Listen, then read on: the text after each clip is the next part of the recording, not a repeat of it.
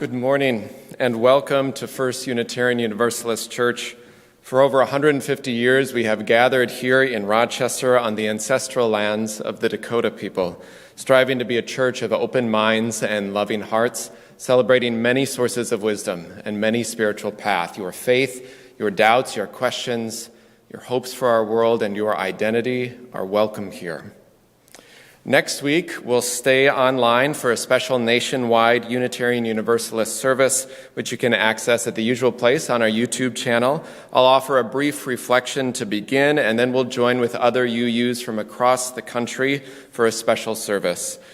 And that is followed online on Zoom by our annual takeover of Coffee Hour for the annual UU Valentine's Tea. You can bring a favorite teacup or mug, wear some pink if you have it, and join us for a time of community and conversation on Zoom for Coffee Hour. That's all next week, February 13th.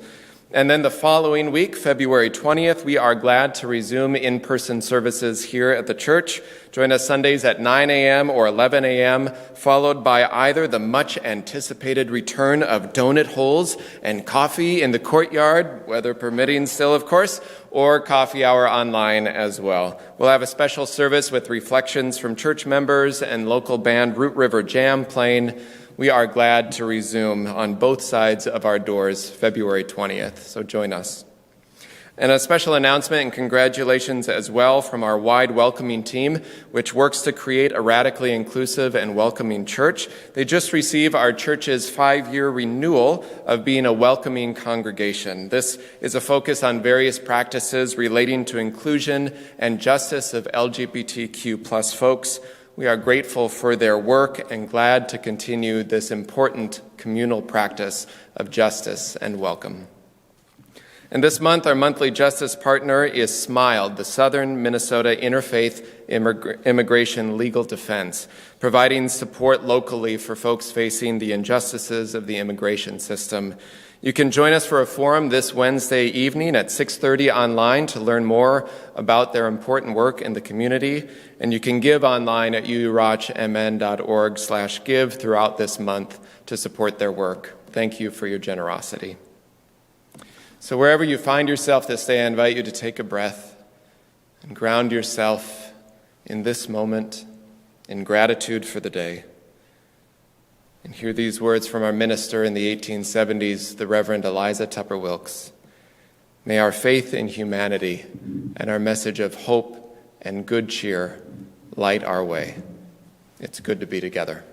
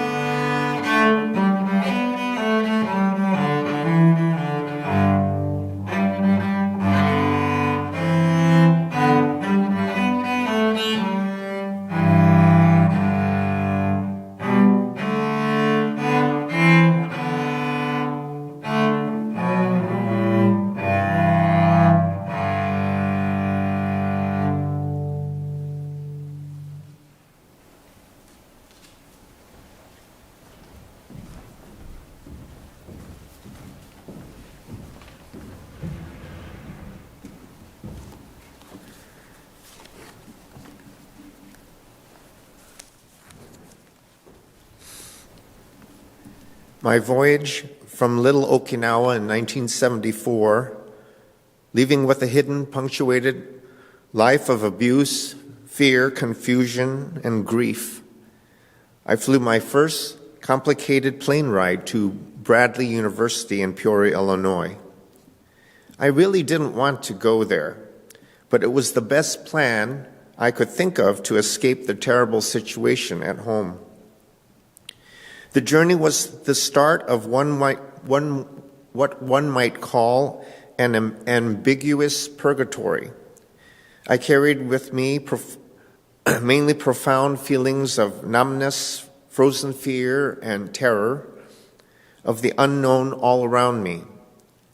Nothing was familiar to Okinawa's rice paddies and the farm fields, the overwhelming crowded streets, and congestion.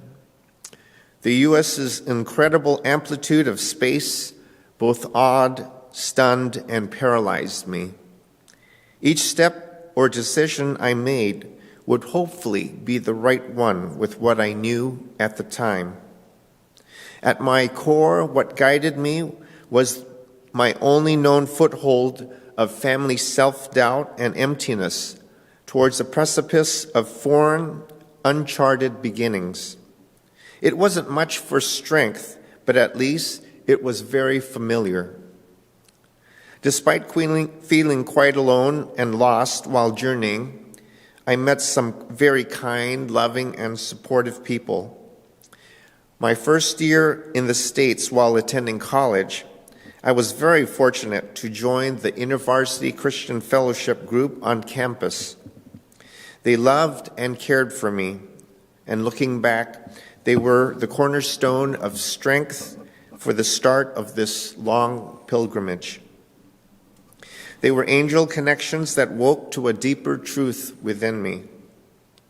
I hungrily coveted what I experienced for ammunition and grounding for my next stop's challenges. The transitions were a difficult conundrum, having to leave a familiar feeling of finding what felt like a loving home, only to once again experience and never complete Elizabeth Kubler-Ross's stages of loss. This was the haunting echo of much of my travels to even known destinations. Starting with fear, discovering wonderful relationships, and stuffing it all in my heart's suitcase, only having to leave again, to begin all over again, being alone again. I'm not here or there, I just am. These evocative sentiments could be felt in smaller areas, on a stairway, on an empty parking lot, bus station, at a summer's laundromat, rest stops, in an empty hallway or room, moving from one job to another. There never seemed to be an astute way to get around all of it. The moments are hard and stressful, a state of emotional limbo. Gradually, over many years, I eventually had more pockets of grounded love over hardships. I am waking up to a heartfelt truth that I am deeply loved by many people that I know and don't know. And I am interconnected with a larger eternal consciousness of oneness. And yes, I did major in philosophy. I fully know I am a divine, eternal, spiritual being, directly connected to an all-powerful creative deity in nature, animals, and human beings, all rooted in divine, indestructible, boundless love. My life journey is a constant rebirth, peeling away the layers of falseness, never-ending cracks over hills and crevices. It forges courageously forward in Leonard Cohen's wise saying, "There is a crack in everything, for that is how the light gets in."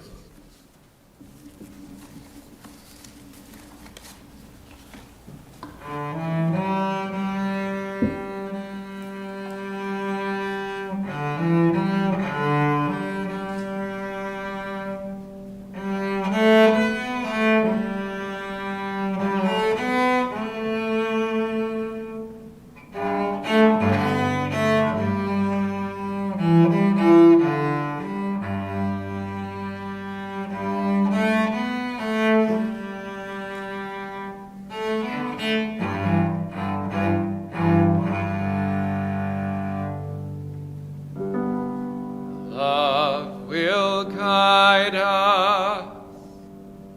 Peace has tried us. Hope inside us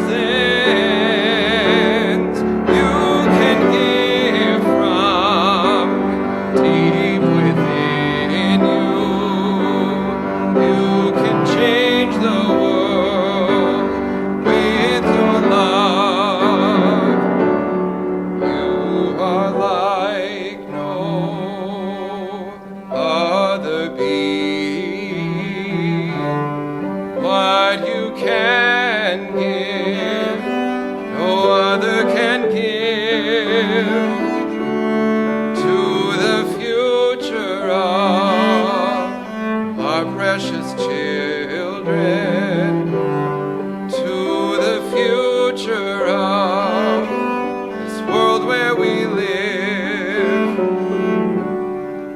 Love will guide us, peace has tried us, hope inside us will lead the way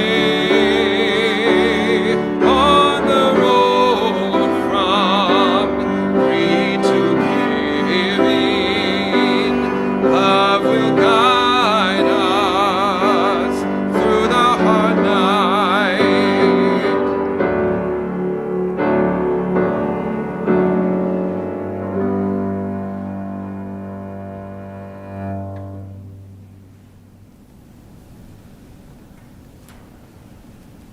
One of the scariest things in life can be change.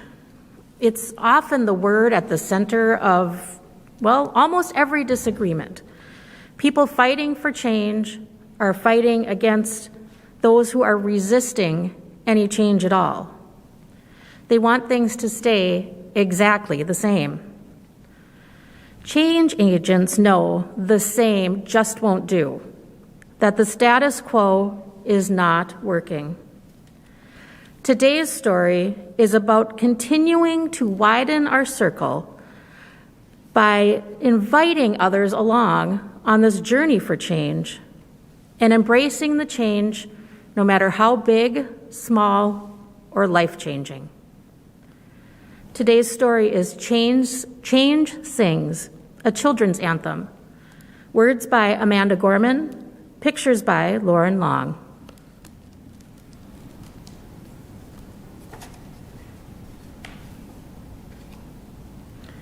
I can hear change humming in its loudest, proudest song.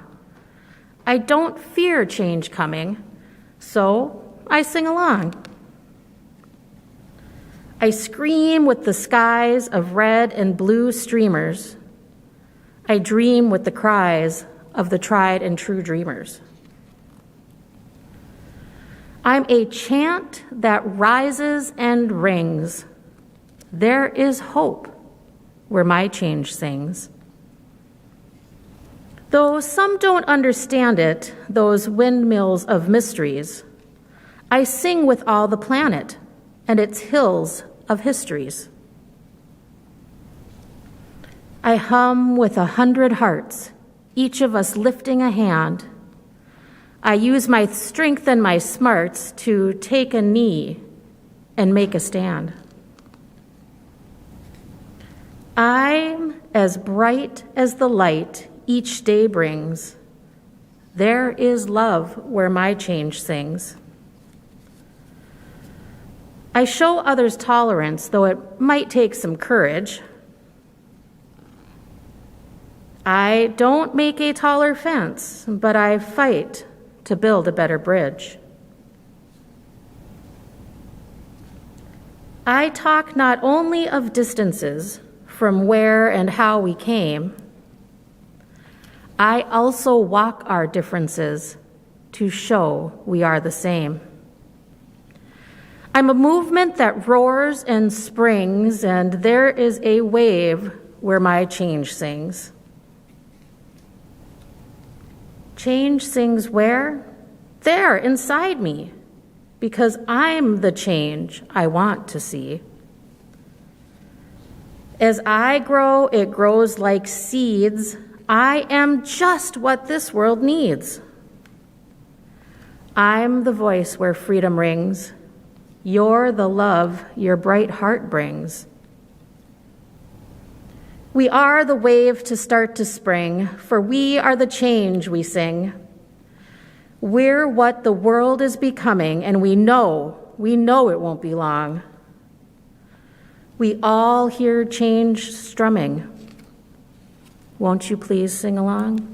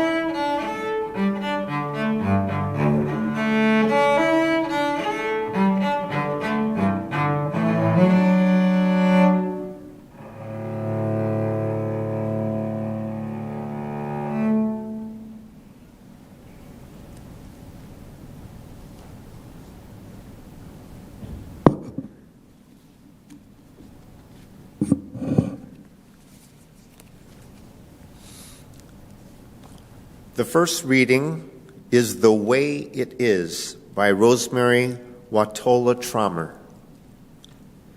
Over and over we break open, we break and we open. For a while we try to fix the vessel, as if to be broken is bad. As if with glue and tape and a steady hand we might bring things to perfect again, as if they were ever perfect. As if to be broken is not also perfect. As if to be open is not the path towards joy. The vase that's been shattered and cracked will never hold water. Eventually, it will leak. And at some point, perhaps, we decide that we're done with picking flowers anyway and no longer need a place to contain them. We watch them grow just as wildflowers do, unfenced, unmanaged, blossoming only when they're ready. And my God, how beautiful they are amidst the mounting pile of shards.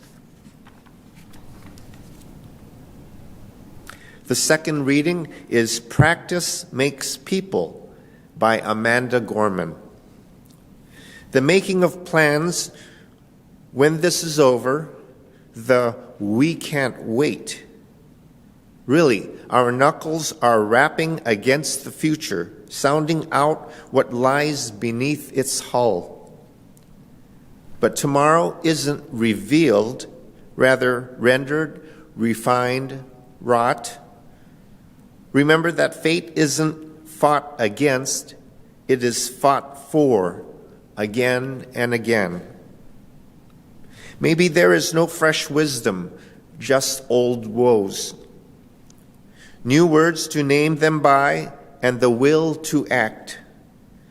We've seen life lurching back in stops and starts, like a wet-born thing learning to walk. The air changed and changed. Us charged and changed. A yoke out eternity for that needle to pierce our arm. At last, a pain we asked for. Yes, it is enough to be moved by what we might be.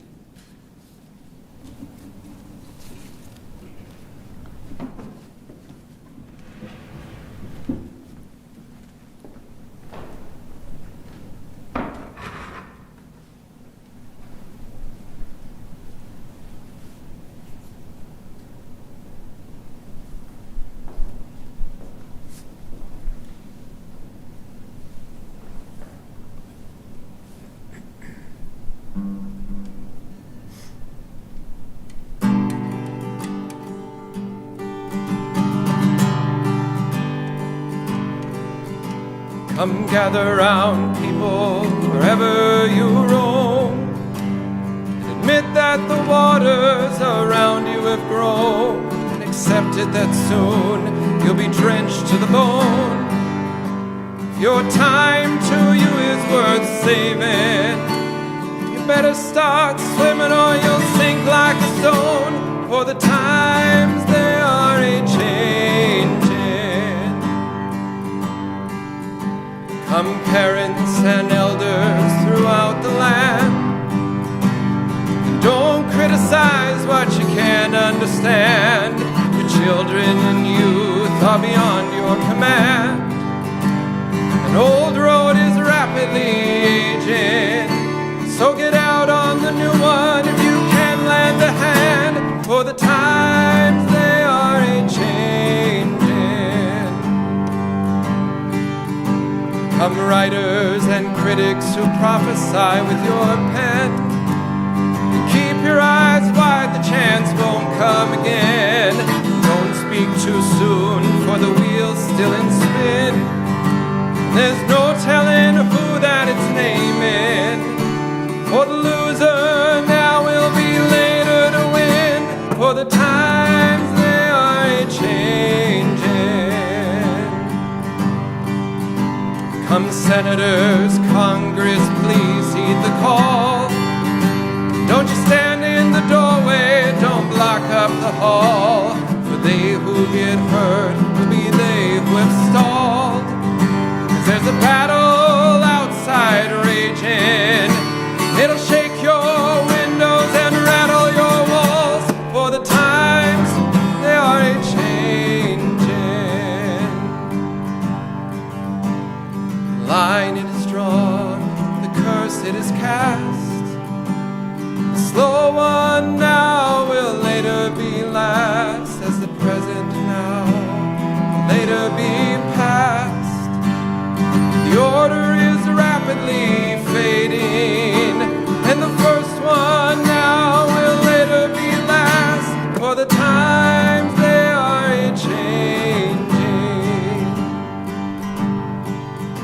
For the times they are a-changing.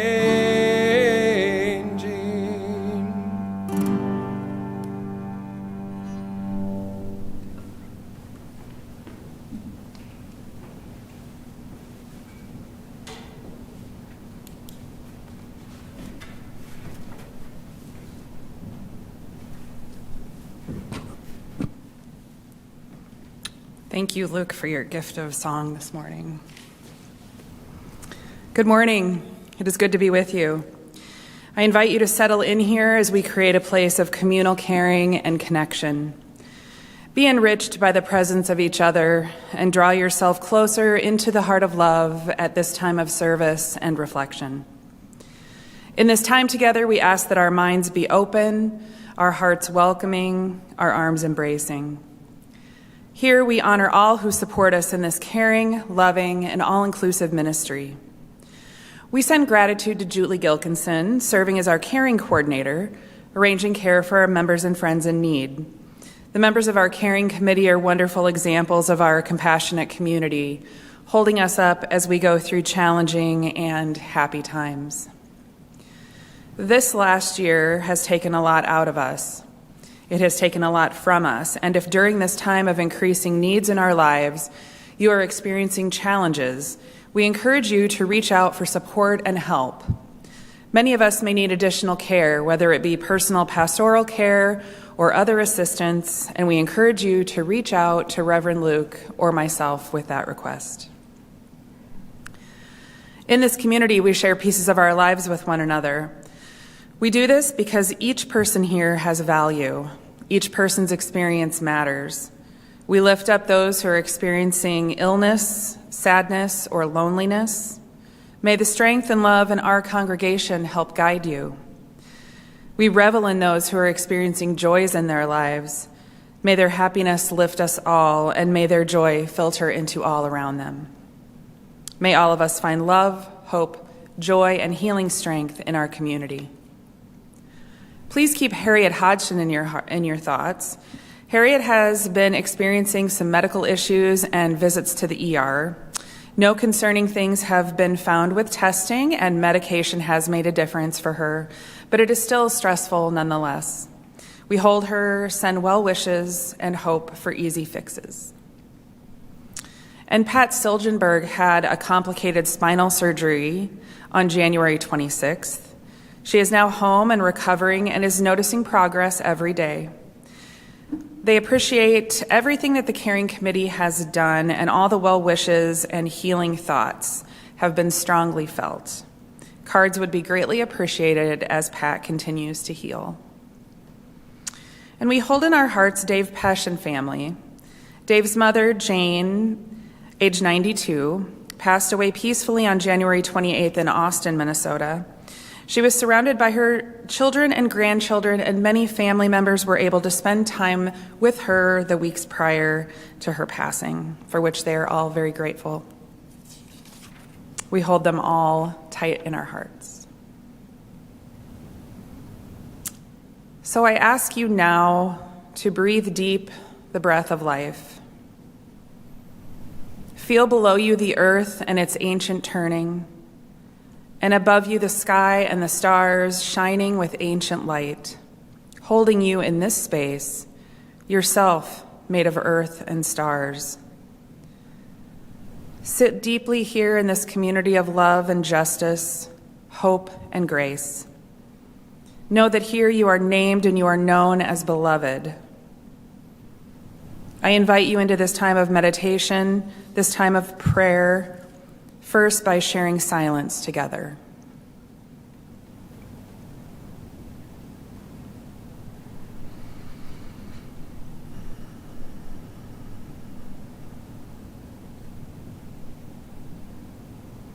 Spirit of life, source of love, God of many names and beyond all naming, we hold in our hearts all those who suffer in mind, body, or spirit.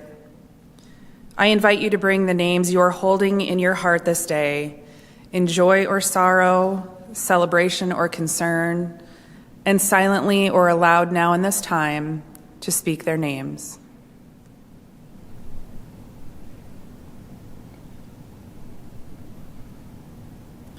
For all those names spoken and unspoken, may we be held in love and grace. These words of meditation come from Adam Zagieski, entitled, "Try to Praise the Mutilated World." Try to praise the mutilated world.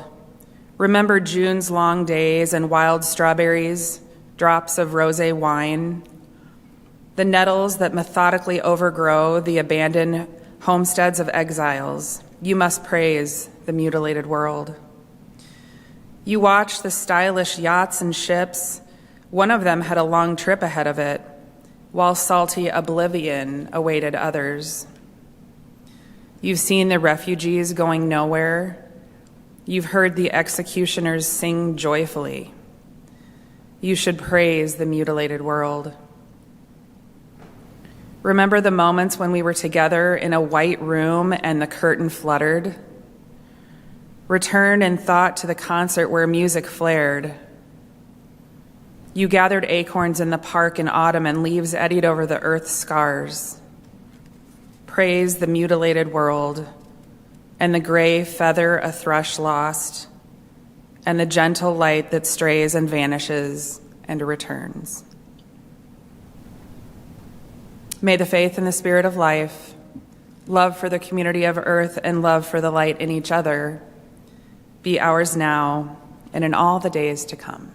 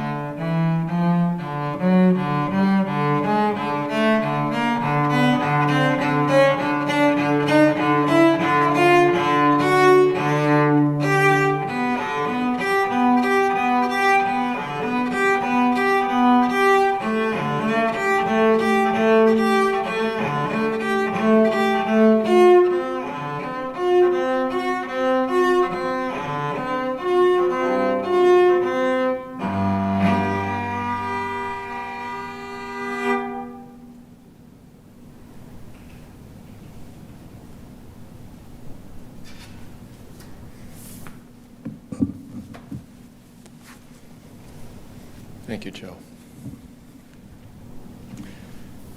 I was at the kitchen sink when it happened. You know the sound or a similar sound from your own life too, I'm sure. Maybe you remember where you were when something glass or ceramic or something else, something that held more than just its physical contents, something that held memory or story or moments, something that held food or drink or mementos, with a slip or a drop or a slide, all of the sudden, whatever it was, crack, had shattered into shards of what it had been. So I kind of froze there at the kitchen sink, knowing that it was the youngest among us that had been clearing the table, not wanting to respond too strongly. So I quietly asked my spouse, "What was it?"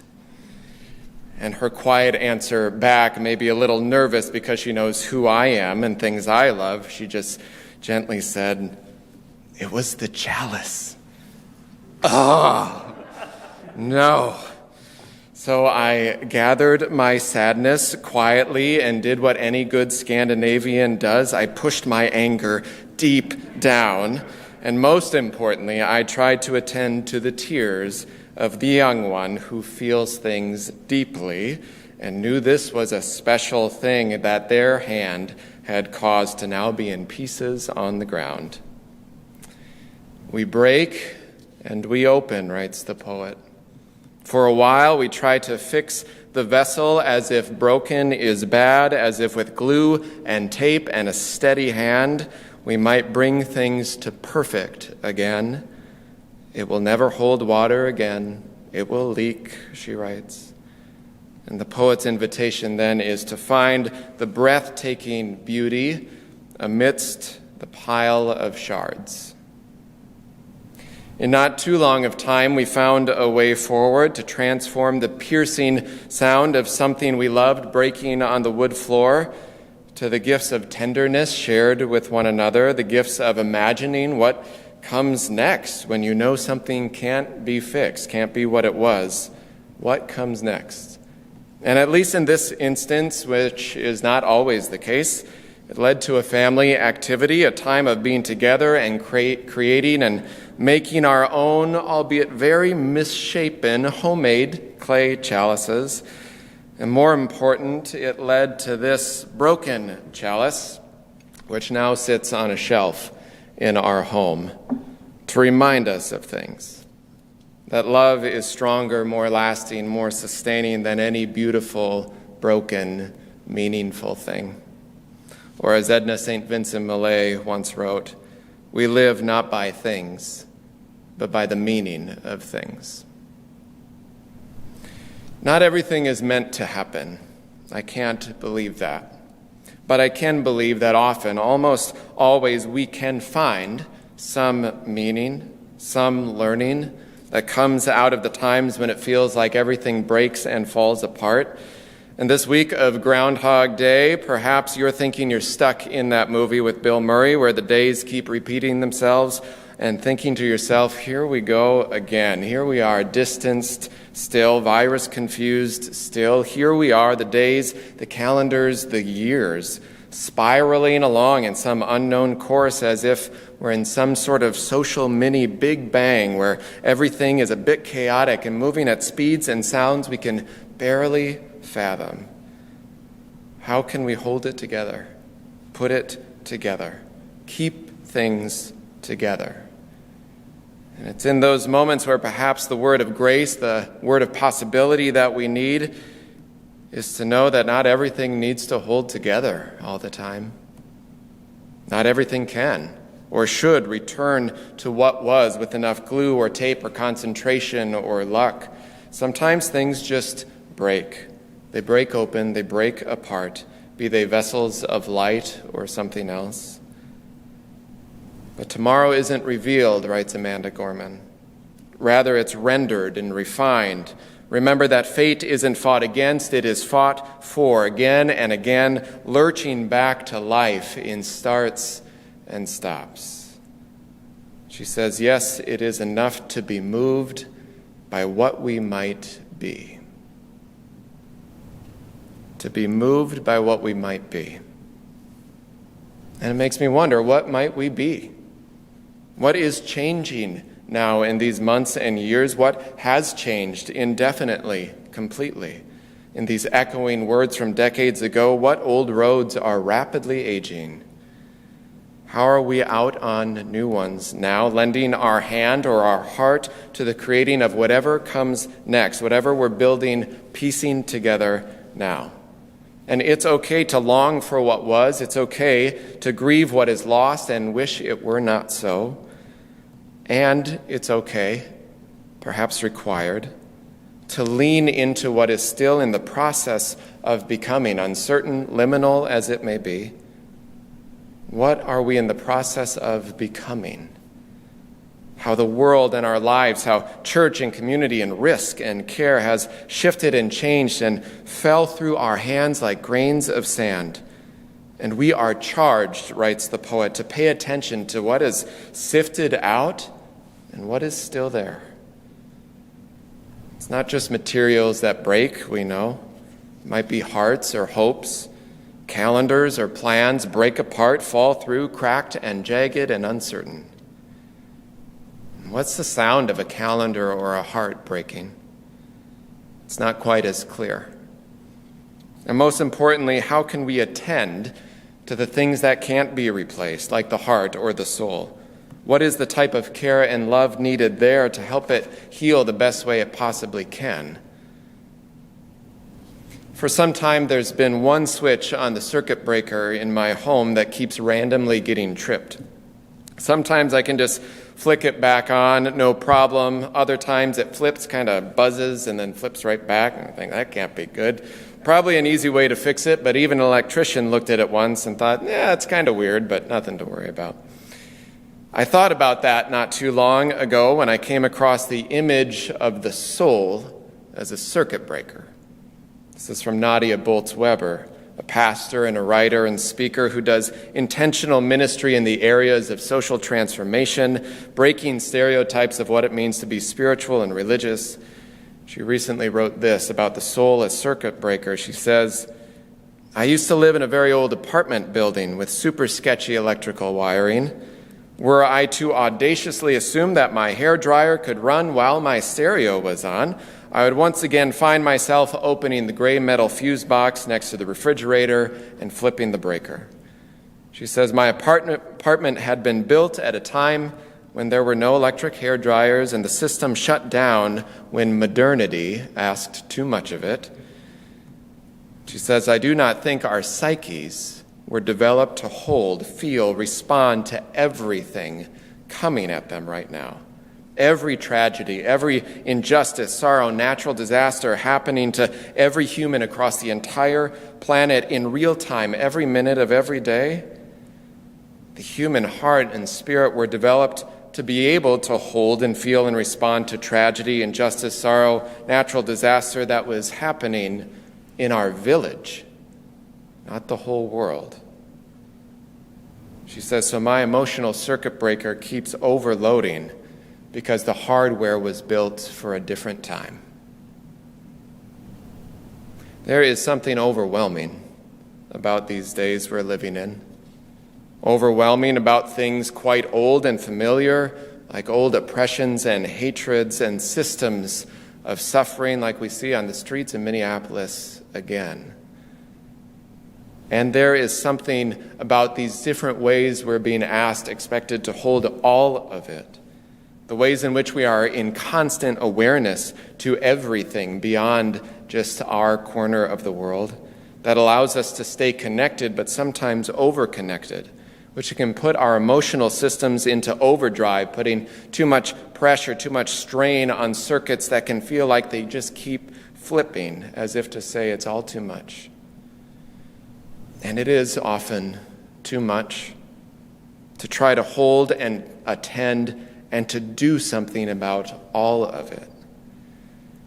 And as good teachers remind us often, that realization, that understanding that things break, including our own hearts sometimes, that there is too much for any one of us to hold all of it, It's not an excuse to do nothing or stop paying attention to things or kind of limit our compassion, as if the response to grief should be some pendulum shift in an entirely opposite direction, but rather it's to find that balance, that space where you have adequate power and energy to sustain what needs sustaining, to know what gifts that you have within your abilities to offer to our community, to our people, love and service and care that does not deplete your own well-being.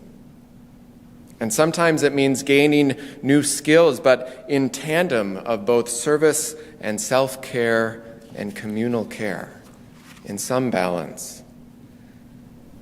Psychologist Justin Henderson recently wrote about the antidote to burnout and stress and overwork cannot be only a focus on individual self-care, even though that is essential and important. But it's more important to pay attention to the environments we are creating together. It's about how we create community, what we expect of each other, and how we put each other at breaking points. The cures to burnout, he talks about, are simply not a quiet retreat or some extra vacation time, though that's important too, but creating cultures that value people over property, people over profit, that work against individualism and overproductivity that runs rampant in capitalism and global economies. It's about how are we caring for each other with good wages and benefits and work and service that is about communal care, helping each other, giving each other grace and flexibility to reject toxic messages that more time, more hours, perfect deliverables, whatever that means, is what life is somehow about. A life of the Spirit for the well-being of community, for the creating of beloved community, or as the Universalists used to call it, heaven on earth, which we are always lurching toward in starts and stops, is about knowing that there are large and toxic systems that can break your heart and your spirit, leave you shattered. It's about recognizing that and that change is necessary and it can happen. It's about remembering what we can and what we can't hold in our individual lives, our professional lives, our communal lives, so that there's enough energy, enough power, enough love to keep us well and sustained and alive, to hold us together right in the midst of the shattered pieces, knowing that it is love that fills the spaces between. It is love that tells us to rest and then to get up again and do whatever needs to be done, no less and no more. As Gus shared today in words that put all of this together. He said, "My life journey is a constant rebirth, peeling away the layers of falseness, never-ending cracks, hills, and crevices, all rooted in divine, indestructible, boundless love. When things fall apart and the circuit breaker trips yet again, may we find an indestructible love holding us when we can't hold it all on our own." Amen.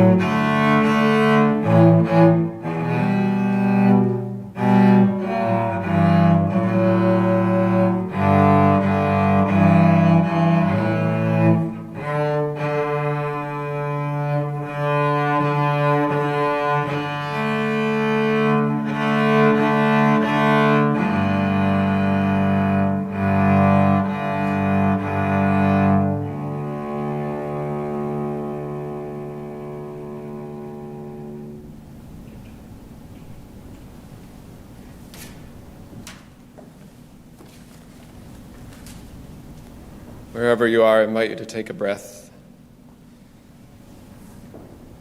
Hold your heart or your hands toward sky or earth, knowing that whatever happens, whatever is happening, whatever changes and breaks, you are still held by the very things you are made of, earth and stars.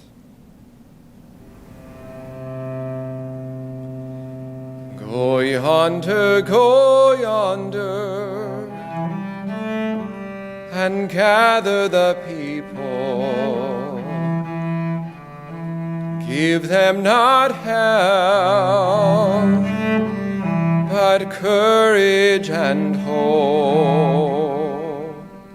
Give them something of the love you have found here. Tell all the people that love is our home. Amen.